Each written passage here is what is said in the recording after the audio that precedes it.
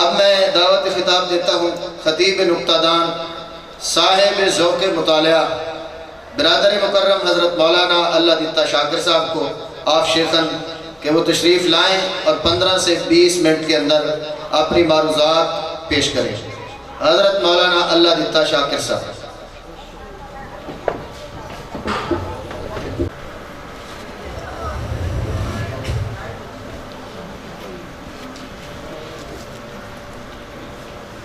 احباب جو پیچھے بیٹھے ہیں تھوڑا آگے تشریف لائیں، تھوڑا آگے تشریف لائیں ماشاءاللہ۔ مجمع کو ذرا خوبصورت انداز میں ترتیب دے دیں تاکہ جب مہمان تشریف لائیں تو ان کو معلوم ہو۔ احباب تھوڑا آگے تشریف لیں، تھوڑا ماشاءاللہ، تھوڑا اور آگے ہو جائے، تھوڑا اور آگے ہو جائے، ماشاءاللہ۔ اب تو گرمی کی شدت بھی نہیں ہے ماشاءاللہ، قریب تشریف لائیں۔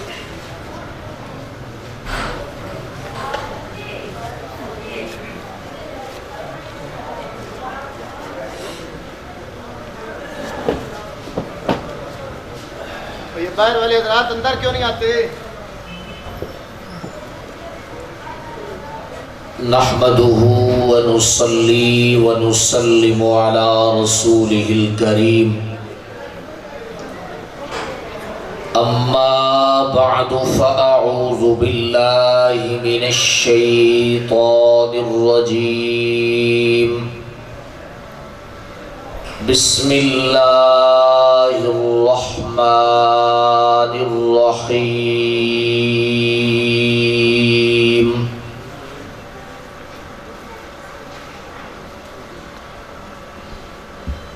قال يا مريم أنى لك هذا قالت هو من عند الله إن الله يرزق من يشاء بغير حساب۔ درود پاک پڑھیں۔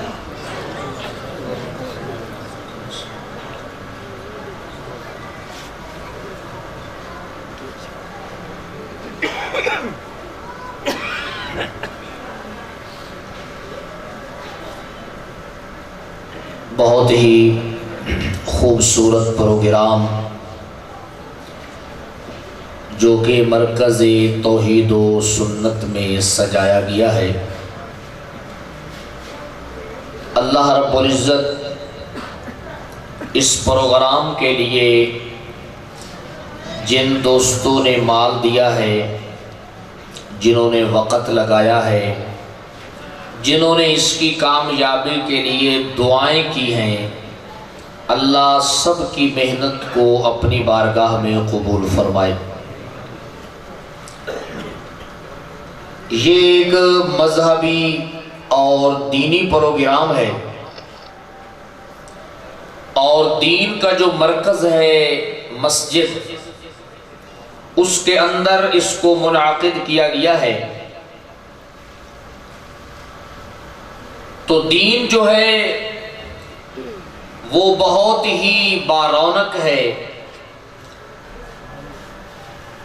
اور اس میں بہار ہے دین پر عمل کرنے والوں کے لیے۔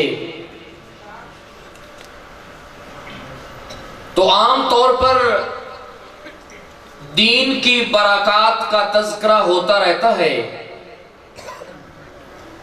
میں یہ سمجھتا ہوں کہ یہ بھی اس دین کی بہت بڑی برکت ہے کہ آپ بہت سارے احباب مل کر بیٹھے ہیں، محبت کے ساتھ بیٹھے ہیں، اور اپنے آس پاس بیٹھنے والوں کی عزت اور احترام کے ساتھ بیٹھے ہیں۔ یہ بہت بڑی دین کی برکت ہے۔ آپ دیکھیں جس محبت کے ساتھ آپ جمع ہو کر بیٹھے ہیں، ایک دوسرے کے قریب بیٹھے ہیں، اس انداز میں تو آج کل گھروں کے اندر حقیقی بھائیوں کا بھی مل کر بیٹھنا مشکل ہے. جو آج کل حالات ہیں، اکثریت کی میں بات کر رہا ہوں، تو حقیقی بھائیوں کا بھی آپس میں اس طرح مل کر بیٹھنا، ایک دوسرے کے قریب بیٹھنا، چہرے پر مسکراہٹ کا سجا ہوا ہونا، یہ تو آج کل اپنے گھروں میں بھی نظر نہیں آتا. تو یہ جو برکت ہے جس کی بنیاد پر یہ سب کچھ نظر آ رہا ہے، تو یہ کس کی برکت ہے؟ بولو یار، یہ کس کی برکت ہے؟ یہ دین کی برکت ہے. اور پتہ ہے کیا ہے؟ 2 اینٹیں آپ لے لینا،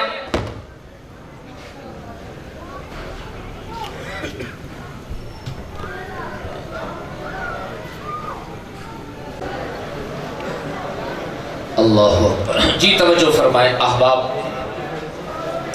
بہت ہی تبلیغی اور اصلاحی پروگرام ہے ماشاءاللہ. آپ حضرات کچھ لینے کی نیت کے ساتھ بیٹھیں تو انشاءاللہ اللہ رب العزت آپ کو بہت کچھ عطا فرمائیں گے. تو میں یہ بات عرض کر رہا تھا کہ آپس میں مل بیٹھنا محبت کے ساتھ اور احترام کے ساتھ، یہ ساری برکات ہیں اللہ کے دین کی. یہ ساری برکتیں ہیں کس کی بھئی؟ اللہ کے. جو ساتھی سننا چاہتے ہیں وہ ذرا متوجہ رہیں. یہ سب اللہ کے دین کی برکات ہے. اور آج کل جو انسان ہے وہ آپ کو پریشان نظر آ رہا ہے. ہر انسان پریشان نظر آ رہا ہے، اور ہر انسان چاہتا ہے کہ ہم آپس میں ایک دوسرے کے ساتھ جڑ کر رہیں، مگر ان کے پاس وہ چیز نہیں ہے جس کی وجہ سے 2 انسان آپس میں جڑ سکتے ہیں. آپ دیکھیں 2 اینٹیں ہو، اگر آپ ان 2 کو آپس میں جوڑنا چاہتے ہیں تو کون سی چیز استعمال کریں گے جس سے وہ دونوں آپس میں کیا ہے؟ جڑ جائیں. مثال کے طور پہ آپ مٹی سے بنا ہوا گارا استعمال کریں گے، آپ سیمنٹ استعمال کریں گے. اگر آپ یہ چیزیں استعمال کریں گے تو انشاءاللہ 2 اینٹیں آپس میں کیا ہے؟ جڑ جائیں گی. اسی طرح 2 لکڑیاں ہیں، اگر آپ ان کو جوڑنا چاہتے ہیں اور آپ یہ کہیں کہ درمیان میں ہم کاغذ رکھ دیتے ہیں، یہ آپس میں جڑ جائیں گی، تو کبھی بھی اس طرح نہیں جڑ سکے گی. ان کے جڑنے کے لیے بھی آپ کو گلو لگانی پڑے گی، آپ کو اسی طرح جناب کیل لگانے پڑے گے. اگر آپ 2 کپڑے ہیں ان کو آپس میں جوڑنا چاہتے ہیں تو اس کے لیے تیسری چیز آپ کو سوئی دھاگا استعمال کرنا پڑے گا.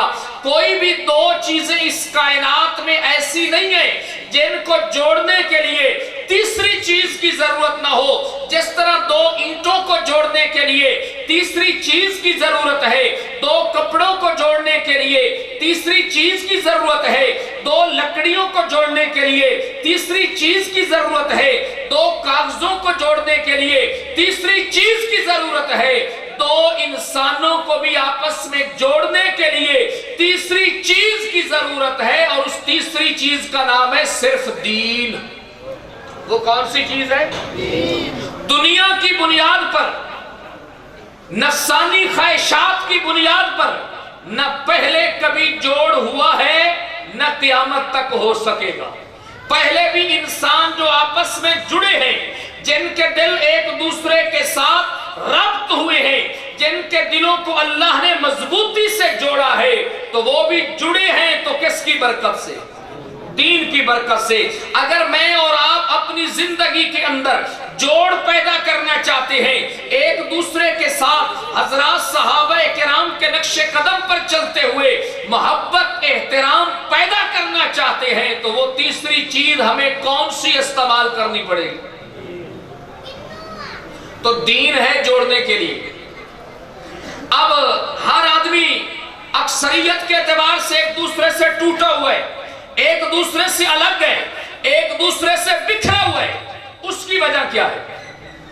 اس کی وجہ کیا ہے؟ اس کی وجہ یہ ہے کہ نظام فطرت کے خلاف ہو گئے. نظام فطرت کے نظام فطرت کیا ہے؟ سورج بہت بڑی مخلوق ہے یا نہیں؟ سائنس والے کہتے ہیں کہ بہت بڑی مخلوق ہے، چاند بہت بڑی مخلوق ہے۔ کبھی آپ نے سورج اور چاند کو بھی آپس میں ٹکراتے ہوئے دیکھا ہے؟ کیوں جی؟ ستارے ہیں، سیارے ہیں، کبھی آپ نے ان کو آپس میں ٹکراتے ہوئے دیکھا ہے؟ اللہ فرماتے ہیں مرج البحرین یلتقیان بینہما برزخ، دو دریا ہیں، ایک میٹھا ہے ایک کڑوا ہے، درمیان میں پردہ ہے۔ کبھی آپ نے میٹھے کو کڑوے کی طرف جاتے ہوئے دیکھا ہے؟ کبھی کڑوے کو میٹھے کی طرف؟ نظام فطرت یہی ہے کہ ہر چیز اپنی اپنی حدود میں رہ کر زندگی گزارے۔ جب انسان اپنی حدود میں نہیں رہتا، اپنے حق کے علاوہ دوسرے کے حق پہ ہاتھ ڈالتا ہے، پھر آپس میں ٹکراؤ ہو جاتا ہے۔ اللہ کا جو قانون فطرت ہے، سورج، چاند، ستارے، سیارے، یہ اسی طرح دریا کی مثال میں نے دی ہے۔ اس کی وجہ کیا ہے کہ یہ آپس میں نہیں ٹکراتے، میٹھا کڑوے میں نہیں آتا، کڑوا میٹھے میں نہیں آتا۔ کیوں؟ اللہ کی مقرر کردہ حدود کو وہ توڑتے نہیں ہیں۔ جب کبھی انسان اللہ کی مقرر کردہ حدود کو توڑے گا، دوسرے انسان کے حق کی طرف ہاتھ بڑھائے گا، تو پھر اس کا نتیجہ کیا ہوگا کہ آپس میں کیا ہوگا؟ تصادم ہوگا، ٹکراؤ ہوگا۔ اور دین کی ضرورت اسی لیے ہے کہ دین یہی دعوت دیتا ہے کہ ہر آدمی اپنے حق پر رہے۔ ہر آدمی کیا ہے؟ اپنے حقوق کی حد تک رہے، دوسرے کے حقوق پر ڈاکہ نہ ڈالے۔ اور یہ جو آج کل حسد کی بیماری عام اور تام ہے، کسی کے اوپر دیکھ لیا، اللہ کا بڑا فضل ہے، صحت اچھی ہے، جوانی بھرپور ہے، پھر اس کے اندر حسن کردار بھی ہے، حسن اخلاق بھی ہے، حسن سیرت بھی ہے، تو اس کے ساتھ حسد کا شکار ہو گئے۔ آؤ تمہیں قرآن سے نسخہ دے دیتا ہوں کہ جب کسی کو دیکھو نا کہ اس پہ اللہ کی رحمت کی برکھا برس رہی ہے، حسد نہ کرو۔ جب دیکھو اس پہ اللہ کا فضل ہو رہا ہے، فوراً تم بھی مانگو، جو تم مانگو گے اللہ تمہیں عطا کر دے گا۔ خطبے میں جو آیت میں نے تلاوت کی ہے، توحیدیوں بتاؤ، حضرت زکریا علیہ السلام نے 120 سال کی عمر میں بیٹا مانگا یا نہیں مانگا؟ ہنالکا، کب مانگا؟ جب کیا دیکھا کہ بی بی مریم پہ رب کی رحمتوں کی کیا ہو رہی ہے، تو بی بی مریم کے ساتھ حسد پیدا ہو گیا کہ چھوٹی سی بچی ہے، نبی بھی نہیں ہے، کمال والی بات ہے، کل کی بچی ہے، معصوم ہے، اس کے حجرے میں بے موسم پھل آ رہے ہیں۔ تو انہوں نے اس وقت موقع کو غنیمت جانا، اور قرآن کہتا ہے ہنالک دعا زکریا ربہ۔ زکریا علیہ السلام نے جب یہ منظر دیکھا کہ اس چھوٹی سی بچی کے اوپر، بی بی مریم کے اوپر رب کی رحمت کی بارش برس رہی ہے، انہوں نے دیکھا اللہ کا فضل جاری اور ساری ہے، وہ حسد میں مبتلا نہیں ہوئے، رب کی رحمت کو اترتا دیکھ کر اپنی ضرورت کا سوال کر دیا۔ اللہ نے پھر وہ جو چیز مانگی دے دی یا نہیں دے دی؟ اور کسی کو دیکھو نا کہ اللہ کا فضل اس پہ ہو رہا ہے، حسد نہ کرو، جو اپنی ضرورت ہے وہ مانگ لو، اللہ تمہیں بھی عطا کر دے۔ اللہ تمہیں بھی کیا ہے؟ ہاں سمجھ آئی نا؟ آج سب سے بڑا مسئلہ یہی ہے، سب سے بڑا مسئلہ یہی ہے، تصادم کا سب سے بڑا مسئلہ یہی ہے کہ ہر کوئی اپنے حق پر نہیں ہے۔ تصادم ہوتا ہی اس وقت ہے جب بندہ دوسرے کے حق پہ کیا ڈالتا ہے۔ اللہ اکبر۔ حج کا موسم تھا، مولانا محمد مکی صاحب جو حرم شریف میں بیٹھ کر درس دیتے ہیں، ان سے ایک آدمی نے پرچی لکھی سوال کے لیے، کہا حضرت آپ مجھے بتائیں کیا کوئی آپ ایسی ضمانت مجھے دے سکتی ہیں، ایسی بات بتا سکتی ہیں کہ میری حج اللہ کی بارگاہ میں قبول بھی ہے یا کوئی ہے آپ کے پاس؟ مکی صاحب نے فرمایا ہاں میرے پاس ہے، میرے پاس ہے۔ فرمایا دو چیزوں کی گارنٹی تو دے دے، میں گارنٹی دیتا ہوں کہ رب تیری حج کو قبول فرمائے گا۔ لوگ متوجہ ہوئے، آپ بھی متوجہ ہیں یا نہیں ہے؟ مکی صاحب نے فرمایا ہاں دو چیزوں کی گارنٹی، پہلی چیز تیرا عقیدہ شرک سے پاک ہو. تیرا عقیدہ کیا ہے؟ شرک سے پاک ہو. کیونکہ جب حاجی حج کے لیے نکلتا ہے پہلا اعلان یہی ہوتا ہے لبیک اللہم لبیک لا شریک لک. بولو بولو، بس میں ختم کر رہا ہوں. لا شریک لک لبیک. آج میرے دوستوں کو کیا ہو گیا ہے؟ گھر سے نکلتے ہوئے کیا کیا جملے کہتے ہیں. تلبیہ میں یہ بات سمجھائی جا رہی ہے ان الحمد والنعمت لک. یہ جو میرے اوپر نعمت ہوئی ہے، میں احرام کی چادریں باندھ کر سفر کر رہا ہوں، یہ نعمت میرے اوپر کرنے والا کون ہے؟ مجھے کس نے بلایا ہے؟ صرف مکے میں نہیں ہے، مدینے میں پہنچ گیا ہے. پھر بھی عقیدہ یہی ہونا چاہیے مجھے مدینے میں کس نے بلایا ہے؟ مدینے والے نے یا اللہ نے؟ بولو. پہلے تو عقیدہ ہے. مکی صاحب کہنے لگے تیرا عقیدہ شرک سے پاک ہو. تلبیہ میں یہی بات ہے ان الحمد ون. بولو یار، ان الحمد والنعمت. اللہ ساری تعریفیں تیرے لیے ہیں، ساری نعمتیں تیرے لیے ہیں. میں جو حج کے سفر پہ عازم ہوا ہوں، میں مکے میں پہنچا ہوں تب بھی تیری نعمت ہے. میں مدینے میں پہنچا ہوں تب بھی کس کی نعمت ہے؟ میں مدینے میں پہنچ گیا ہوں، میں مدینے میں مسجد نبوی میں بیٹھ کے کھانا کھا رہا ہوں تو کس کا رزق کھا رہا ہوں؟ بولو یار، کس کا رزق کھا رہا ہوں؟ اس لیے کہ میرے اور آپ کے محبوب پیغمبر جب مدینہ منورہ میں موجود ہوتے تھے اس وقت کھانا کھا کے کیا کہتے تھے؟ الحمدللہ الذی اطعمنا وسقانا وجعلنا من المسلمین. ساری تعریفیں اللہ کے لیے ہیں جس نے مدینے کے اندر محمد کو کھانا کھلایا ہے. تو مدینے والے کا عقیدہ کیا ہے کہ مدینے میں بھی کھانے دینے والا کون ہے؟ بولو تو صحیح یار. مدینے میں بھی رزق دینے والا کون ہے؟ اور مدینے میں ہمیں لے کر جانے والا بھی کون ہے؟ میرے بھائی یہ تلبیہ کے اندر موجود ہے. فرمایا پہلے نمبر پہ اپنے عقیدے کی گارنٹی ہو کہ میرا عقیدہ شرک سے پاک ہے. میرے عقیدے میں نہ کوئی اللہ کی ذات میں شریک ہے، نہ کوئی اللہ کی صفات میں شریک ہے. دوسرے نمبر کے اوپر یہ اس بات کی گارنٹی دے دے کہ میرا مال غیروں کے حق سے پاک ہے.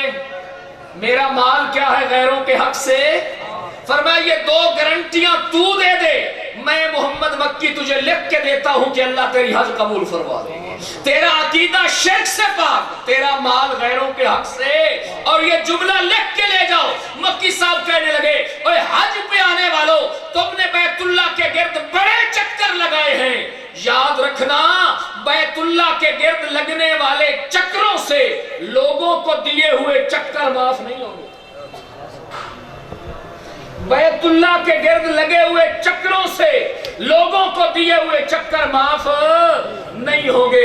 اس لیے آج جو دنیا میں تصادم ہے، ٹکراؤ ہے، یہ اسی چیز کی وجہ سے ہے. اور ہماری جماعت اشاعت التوحید والسنہ کی دعوت یہی ہے کہ شرک ہوتا ہی کب ہے؟ جب بندہ اللہ کی حدود کے اندر کیا کرتا ہے؟ داخل ہوتا ہے. جب اللہ کے نیک بندوں کو، اللہ کی برگزیدہ ہستیوں کو اللہ کی ذات میں، اللہ کی صفات میں شریک کر دیتا ہے تو پھر کیا ہو جاتا ہے؟ شرک ہو جاتا ہے. اور شرک کے لیے سب سے بڑی جو دلیل جو شرک کی ساری بنیادوں کو ہلا کے رکھ دیتی ہے وہ دلیل ہے میرے نبی کی مسنون دعائیں. وہ دلیل کیا ہے؟ میرے نبی کی مسنون. ہر مکتبہ فکر کی کتابیں مسنون دعاؤں پہ موجود ہیں. آپ بیت الخلا سے لے کر بیت اللہ تک کی دعائیں پڑھیں، صبح کی دعائیں پڑھیں، شام کی دعائیں پڑھیں.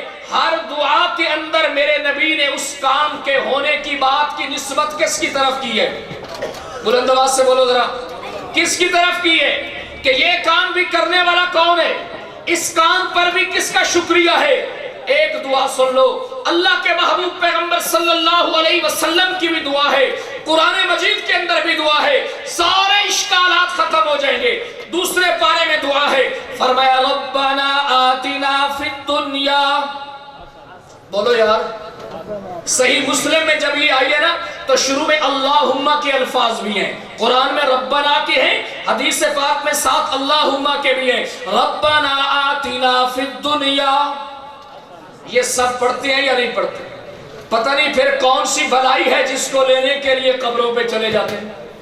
وہ بھائی خود تو کہہ رہے ہیں ربنا آتنا فی الدنیا حسنا وفی الآخرت حسنا وقنا عذاب النار، اے ہمارے پالنے والے آتنا فی الدنیا حسنا، ہمیں دنیا کے اندر بھلائیاں عطا فرما۔ دنیا کی بھلائیاں بھی ہم دعاؤں میں کس سے مانگتے ہیں؟ آخرت کی بھلائیاں بھی کس سے مانگتے ہیں؟ کون سی ایسی بھلائی ہے، کون سا ایسا خیر والی بات ہے جو اس دعا کے اندر موجود نہیں ہے؟ اس دعا کے اندر ہر چیز آ گئی ہے۔ ربنا آتنا فی الدنیا وفی الآخرت، پیش کرو یہ دعا لوگوں کے سامنے، ان کو کہو یہ ہمارے نبی کے پاکیزہ جملے ہیں، یہ ہمارے نبی پہ اوپر اترنے والی وحی کا کلام ہے جس میں ہم خود کہتے ہیں ربنا آتنا فی الدنیا۔ نماز کو دیکھ لیجئے، اتحیات کے اندر ہم بیٹھ گئے، تینوں باتوں کی گارنٹی مل گئی۔ پہلے میرے مصطفیٰ کا تذکرہ دیا، السلام علیکہ ایہا النبی ورحمت اللہ وبرکاتہ۔ نماز نے مسئلہ بتا دیا، امام الانبیاء پہ سلامتیاں بھیجنے والا کون ہے؟ ورحمت اللہ، رحمتیں بھیجنے والا کون ہے؟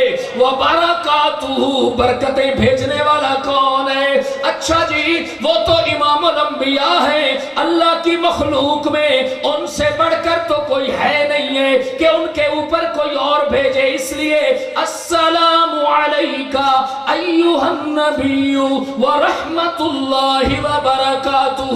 آگے دیکھیے کیا ترجمہ ہے، السلام علینا، السلام، اس کا کیا ترجمہ ہے؟ سلامتی ہو، یہ ترجمہ جا کر دیکھنا ذرا، السلام علینا، پہلے مصطفیٰ کا تذکرہ ہے، پھر علینا، پھر ہمارا تذکرہ ہے، آگے کیا ہے؟ وَعَلَىٰ عِبَادِ اللَّهِ۔ بھئی کوئی باقی رہ گیا ہے؟ کوئی باقی رہ گئے تو تم مجھے بتا دینا، بات کے بعد کے مولانا یہ بات باقی رہ گئی ہے، امام الانبیاء بھی آ گئے، السلام علینا، ہم بھی آ گئے، وَعَلَىٰ عِبَادِ اللَّهِ الصَّالِحِينَ، سارے نیک لوگ بھی آ گئے۔ ارے تشہد میں بیٹھ کر بریلوی مکتبہ فکر کا بھائی بھی یہی پڑھتا ہے، دیوبندی بھی یہی پڑھتا ہے، شیعہ بھی یہی پڑھتا ہے، ان کا تشہد بھی اسی طرح ہے، وہ بھی اپنے تشہد میں یہی کہتے ہیں مصطفیٰ پہ سلامتیاں بھیجنے والا کون؟ مصطفیٰ کی امت کے عام لوگوں پہ بھیجنے والا کون؟ عباد اللہ الصالحین پہ بھیجنے والا کون؟ نماز کے بغیر جھگڑا ہے کہ یا اللہ مدد کہنا ہے، یا رسول اللہ مدد کہنا ہے، یا علی مدد کہنا ہے۔ نماز میں تو سب ایک ہی بات کر رہے ہیں کہ مدد کرنے والا کون ہے۔ اس لیے ہماری یہی دعوت ہے، یہ نماز کی دعوت ہے، قرآن کی دعوت ہے کہ مدد کرنے والا کون ہے؟ اللہ کی ذات ہے۔ اور سنو، یہ صرف اشاعت توحید کا عقیدہ نہیں ہے، یہ علماء دیوبند کا عقیدہ نہیں ہے۔ میں کہا کرتا ہوں، ایک جملہ آخر میں کہتا ہوں کہ جس طرح عقیدہ ختم نبوت پہ پوری پارلیمنٹ کا اتفاق ہے، مدد اللہ کرتا ہے، اس پہ بھی پوری پارلیمنٹ کا اتفاق ہے، اس پر بھی پوری پارلیمنٹ کا کیا ہے؟ الیکشن جب آئے گا آپ دیکھیں گے شیعہ مکتبہ فکر کے بھی کینڈیڈیٹ کھڑے ہوں گے، سیال شریف والے بھی کھڑے ہوں گے، سب کھڑے ہوں گے، سب کے اشتہاروں پہ ایک ہی جملہ ہوگا، اٹھے مجاہد تو بھاگے رقیب، نصرم، بولو تو صحیح یار، نصرم من اللہ۔ سب کا یہی عقیدہ ہے، ہمارے بڑوں نے بھی یہی عقیدہ دیا ہے، ہمت مرداں مدد۔